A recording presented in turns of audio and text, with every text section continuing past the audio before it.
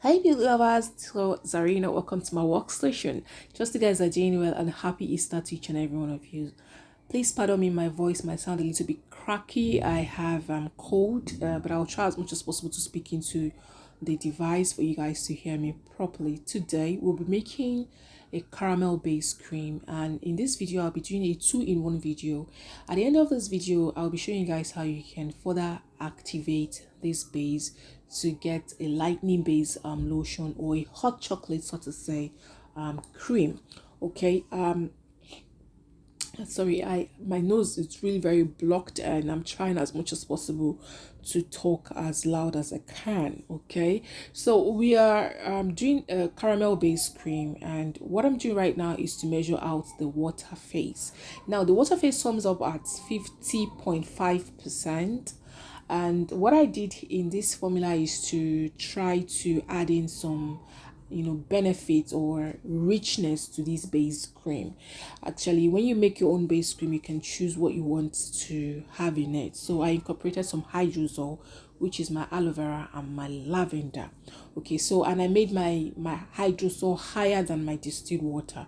But if you cannot afford to get hydrosol, then you can go ahead to use only distilled water in this phase. But if you can get hydrosol, please do. It has its own added advantage. So I used aloe vera, which is aloe vera hydrosol, which is a mucilaginous herb. It helps to soothe the skin and also help to relax the skin and help with skin that has this high tendency to irritants and all that. And lavender also helps to clean the skin and clear blemishes and scars and what have you. So what I did was to section it and make sure my hydrosol was higher, and I added my water. And what I'm adding right now into that beaker is my EDTA.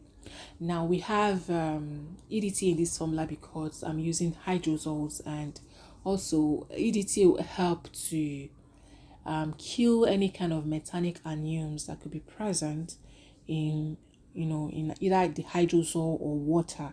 Okay, you want to do that because you don't want your cream to start degrading or losing its effectiveness, or changing color when it's not supposed to happen. Okay, we can actually prevent that. So what I'm measuring out right now is my sodium metabisulfite.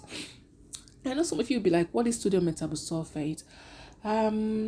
Well, I'll be teaching a whole lot on my upcoming training that will start on the 30th of April. So you want to be part of that training to learn a whole lot. The reason why I'll be using sodium metabisulfate here is because I'm using a very silly acid that people really do not like to work with. They believe it tends to degrade super fast, and it's not best to use a lotion. But if you do know how to make use of all these actives that people run away from, you'll find them super lovely to work with, because they are really very, very potent in creams and lotion. Okay, so what I'm doing right now is to put a clean film over this beaker so as not to lose a whole lot of water to vapor, like ever. I don't want clear framing, so I don't lose a lot of grams when it has finished dissolving. So before I did that, I also took the measurement so as to add the extra that might be lost while we're trying to get all those powders to dissolve. Okay, and I'm measuring out the rest of the water phase, which is my glycerine and my propelling glycol. Now let me do a little bit of a teaching right here. There are some formula or templates that you see, and you see polymers in them. So if your formula, if you try to incorporate a formula, a polymer in this formula, because you can actually rewrite this to suit you or do something different with this recipe. So if you're incorporating a polymer in your template, this is a stage where you would dissolve your polymer with your glycerine, okay, or your glycerate if you intend to incorporate glycerate into your formula. Some of you be like, what is polymer? Polymers are An example of a polymer is sepmaxine. Okay, let me talk about the most commonly used polymer in formulas, xanthan gum. Okay, so if you have xanthan gum, you can do the mixture, try to dissolve your xanthan gum while your water is on fire, and once that face is ready, you bring it down and you incorporate your polymer with your stick blender in a high share and gets it to incorporate properly before you add your oil phase to it. Okay, right now I'm measuring out my oil phase and I'm using emulsifier, ewax NF, and also cetyl alcohol. Now let me talk about ewax a little bit because I want to really do a little bit of a teaching with this video, because I've had questions and query of people come back to me and say, I tried one of your formula and the viscosity is not the same as what I saw on YouTube. And when I go further to ask what kind of emulsifier did you use in your formula, they'll just tell me I used ewax. Now ewax is a short name for emulsifier. Okay, emulsifiers are called ewax for short. Now we have different types of emulsifiers in the market. We have polar wax, we have Olivine 1000, we have silky wax, we have Coda wax. There are several types of wax in the market. Okay, we have BTMS 50, BTMS 25. We have different types of emulsifier, and they affect your formulas differently. Before you can make a lotion or before you can make a product, actually, you have to sit down to ask yourself, what really do I want to achieve? Do I want to make a lotion? Do I want to make a cream? Do I want to make a milky spray? Do I want to make a body milk? Or a sprayable milk? You need to ask yourself all these questions before you go ahead to choose your emulsifier, because they behave differently in your formula. So if you choose the wrong emulsifier for a particular picture that you have in your head, like if you choose a wrong emulsifier and you're trying to make a body cream, and you choose the emulsifier that is supposed to be for lotion, or you don't sum up the percentage properly, then you might just have something different. In this training, you guys will be learning a whole lot. I've seen people use cationic emulsifier and they're adding EDTA, and at the end of the day they're having a brown lotion. There's a whole lot going on. We have different emulsifiers and their charges. They charge differently. So if you don't know all of this, then you would find it difficult making an effective base cream. Okay, we're just making a base cream today, and at the end of the day I'll be showing you guys how you can super activate it to either having a hot chocolate lotion or it's lightening you up. So many people believe that natural and organic does not work, but that's not true. It depends on how you select your actives, how you incorporate your actives. If you do the right thing, you get your product very potent and it will deliver. Okay, so now that our water face is ready, I brought it down and I'm adding the extra water that was lost while we were heating it up to get our powders to dissolve. It is important that when you're making your formula and you've measured out your water, before it goes to water phase, as in the hot bath stage, take the measurement so that if you lose any gram while you're heating that up, you can replace it. So what I'm doing right now is to add the glycerine and glycol that I measured out. Like I said before, if you're incorporating a polymer in your formula, this is the stage that you do that. You might have dissolved it with glycerine and incorporate it now, okay, in a high shape. But because I'm not doing that, I'm doing something super different for this. Because of the kind of emulsifier that I'm using, I will be needing a polymer. There is no need for me to actually add any polymer to this formula. So what I'm doing right now is to separate the water that I'll be using to dissolve my actives. That's my cool down phase. Okay, I've seen a whole lot of video where people add actives at the water phase, as in hot water phase. It's not done. Please don't do that, especially for actives that are heat sensitive. Okay, now I'm incorporating my silk peptide protein. You can decide to use oat extract if you do like to use that. I don't want to bore you guys with what silk peptide does. It helps it does a whole lot for the skin. It tightens up your, the elasticity of the skin and firms the skin. Does a whole lot and gives the skin a lot of nutrients and richness. Okay, I dissolved that with my allantoin. Allantoin was the last powder that I added, and I'm just incorporating it to make sure that it dissolves properly. Now, I set that aside and our oil face is ready, and I incorporated my butter.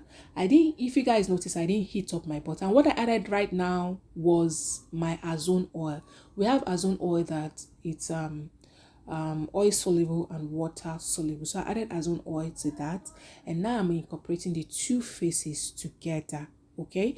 Now, if you're making your cream or your lotion and you're using butter in your formula, there's some butters that are heat sensitive. You don't add them and heat them up. If you do that, one, you might end up with a grainy cream. You might end up deactivating or killing your butter through heat. So what I'm doing right now is I've set that lotion aside and I'm working with my actives right now. I took the temperature of that water and I see that it has dropped to 35 degrees. Now, if you're working with pure grade powders, they will even dissolve at room temperature. Trust me. Now, I'm incorporating all my actives, and I incorporated them and toned them and make sure that they dissolved. Now, I went back to my cream base and it has really emulsified. Remember that I did a cold water bath to help it emulsify fast.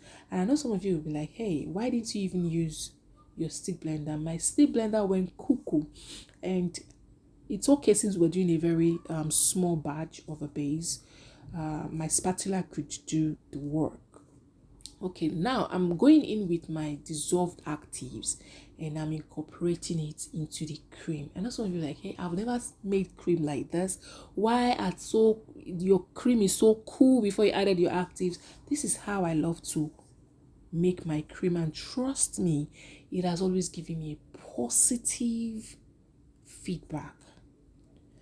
And now I'm going to add in my vitamin E. Vitamin E is very essential in your products. Remember that we incorporated oils in this formula, and this vitamin E will also, it's more of an antioxidant also.